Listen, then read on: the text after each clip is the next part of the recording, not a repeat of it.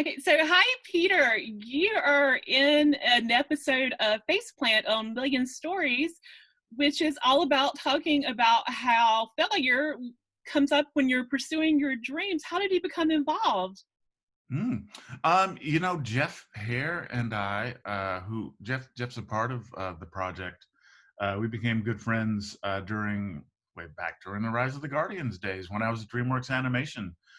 He was working there, and when he told me about the idea for the series, I thought it was such a great way to be able to talk about something that's, it's been a big part of my life. The idea that you can invest a lot in something, it doesn't go right, but you can sort of bounce back anyway, and how that doesn't have to define you.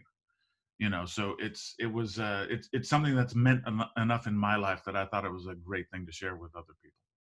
Well, speaking of things that have meant a lot to you, I loved when I was watching the episode how much drawing has played an important part of your life. And Mm.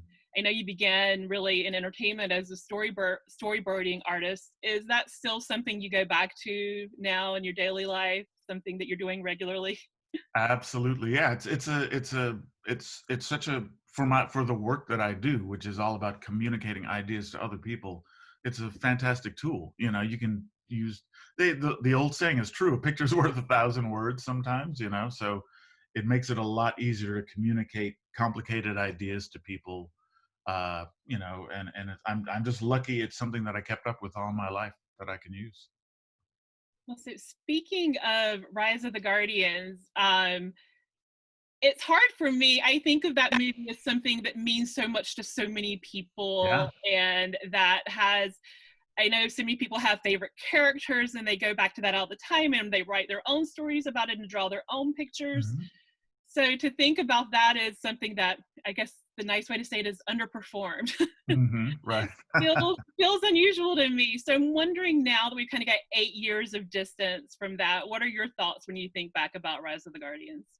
I actually agree with you 100% because it's like it's funny the time that it was in theaters, yeah, it underperformed, box office expectations, which are all like gigantic and kind of overinflated anyway.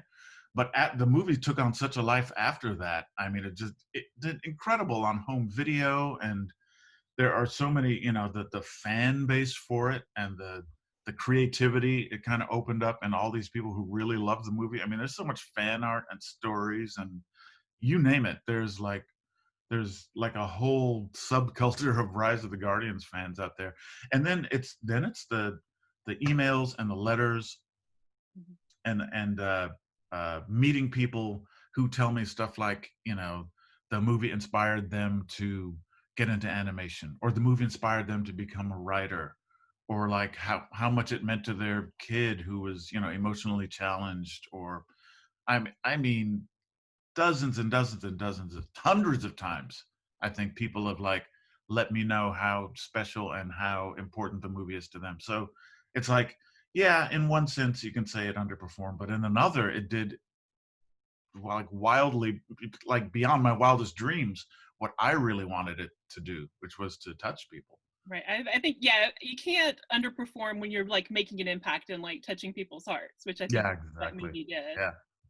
So, like, we have to talk about Spider-Man Into the Spider-Verse, of Mhm. course. So, I know that you mentioned Avi Arad. He had you on the list to be director, but was like, no, you're working on another project. So, I'm just kind of wondering, when that came up and you're like so close but so far, did you have any kind of feeling that it was going to work out? Was there something in your gut saying this is going to happen? Maybe. I mean, it's funny. I've been in the business long enough to know that, well, just because something goes away doesn't mean it's going to stay away forever. Just because you miss one chance at something doesn't mean it's not going to come back around. So I was sort of philosophical about it. And at the same time, I was happy that I had a job, honestly. I mean, it's, the Hollywood sounds so glamorous and like we're all driving around in Rolls Royces drinking champagne, but no, I got a mortgage to pay. I had kids in school, I have all those things. I was happy to have a job in the field I wanted to be in. So not getting the first crack at Spider-Man when it first got dangled in front of me was something, oh, I kind of like, it was an opportunity that I would like to have had, mostly because of the people who were working on it. Mm. But I didn't think about it too much, and things just sort of like came back around in my favor later on. I always believe things happen the way they're supposed to happen. There's a reason for Yeah, everything. And maybe. Sometimes I think that. Other times I go, well, true. "What's the reason?" But then when you finally were offered one Yeah. of the director jobs on Spider-Man, you said you were hesitant today. What was going through your mind? Well, it was because the task was pretty daunting. The schedule was very short, and the story was extremely complex, as everybody knows. And I was just like, wow, is this going to be even possible to do? But I snapped out of that pretty quickly, and I was like, what am I thinking? It's a Spider-Man movie. I'm working with brilliant people. Of course, you've got to jump in and do it. And because the other thing about it, when I did come on, things were at a much earlier stage in the production too. We didn't have all the Avengers kind of hadn't come together yet so it was it really was like a little more chancy looking going in.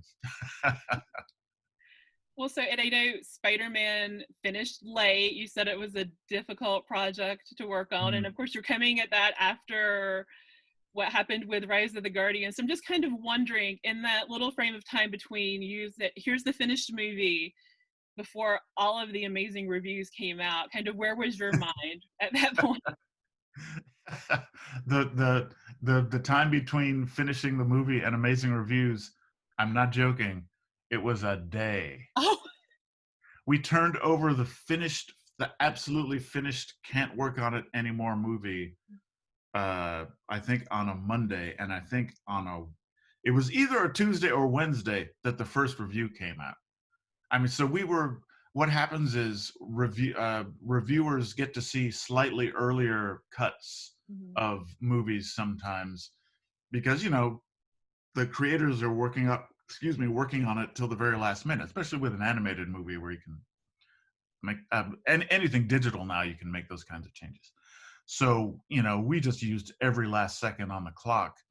So the reviewers were reacting to something they had seen a few weeks before, and it Oh, just so happened that the day after we turned over the finished movie, the embargo on reviews was lifted because the movie was going to be opening in like 2 weeks.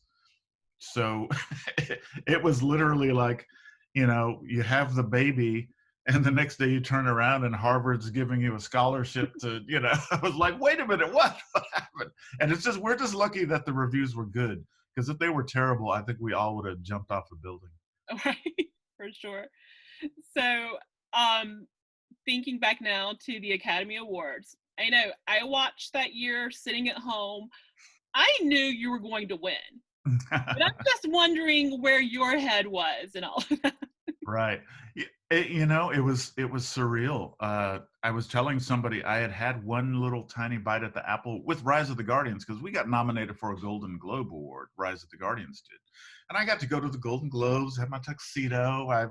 It was like, wow. So this is what it's like. We didn't win, but I had a taste of the process, which is, it's a long, involved thing. So by the time we got to Spider-Man, it was a little bit of deja vu that way, but this was like actually winning multiple things along the way. So, I mean, we won. There were so many awards we were winning for Spider-Verse.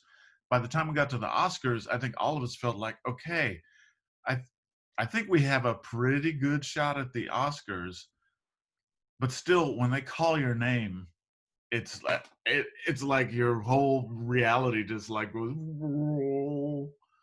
You just can't believe you can't, even if you think you're going to win it, okay? It's Right. like you can't believe that you're actually winning it. That's how it felt. So one thing I loved when I was watching your episode of Faceplant is all of the amazing photos with you Mm. and so many really cool, interesting people. in that episode. So I have to ask the nerdy Mhm. question. Like, is there anybody you've just like, oh my God, I can't believe I met this person. I can't believe I'm with them right now. Oh, over and over again. Are you kidding? There's so many. I've been in the business long enough, and I've gotten to work with enough people that I really admire. That, yeah, I'm constantly thinking that. I mean, I met, yeah, in the show. There's a photo of myself and Francis Ford Coppola, he's, he's one of the greatest directors who ever lived. You know, I can't. It just it blows my mind that I got to hang out with somebody who made as many incredible movies as he did. And he was, really kind, and, was kind of a little bit of a mentor to me while I was working with him on Bram Stoker's Dracula. So he's like way up there. But there's other people I've met too that I was, just blown away by. I think the casts of the movies that I've been able to direct, Rise of the Guardians had an amazing cast. I directed Alec Baldwin, Hugh Jackman, Chris Pine, Jude Law. I mean, I was, my first movie. I'm directing all these guys. It's incredible. Spider-Verse, incredible cast there too. I directed Lily Tomlin was in the cast of Into the Spider-Verse, which is like still blows my mind. So there's and a lot of the other directors that I've worked for. I've just been in that way. I've been very lucky to kind of sort of like be on the outskirts of fame. So it's kind of wild. Well, so one last question for you then. I know that your kind of takeaway message from Faceplant was don't be too hard of yourself. You're more than any one thing you do. Hmm. And I felt like that just echoed so well into the Spider-Verse message as Yeah. well. And I guess, is that kind of your message, for all of your projects, how you look at them? Yeah, sort of. I mean, it's the Spider Verse was all about not giving up when you get knocked back. You've got to get up and dust yourself off and keep trying, and stay in the game, stay in the fight. And that literally is the message of the Faceplant episode. It's sort of like, yeah, you're that's the reality of life, is that there's going to be difficult moments, but getting past those brings on the great moments. So if you can just do that, if you can find a way to hold on and just try to keep pushing, you have to understand that one way or another there's something good around that corner. Awesome. Well, thank you so much for talking with me today. And your episode is available now, faceplant.onmillionstories.com. And I want everybody to go look at it. It's amazing. And it was so great to talk to you. Oh, thanks so much. It was a pleasure. Thank you. Take care.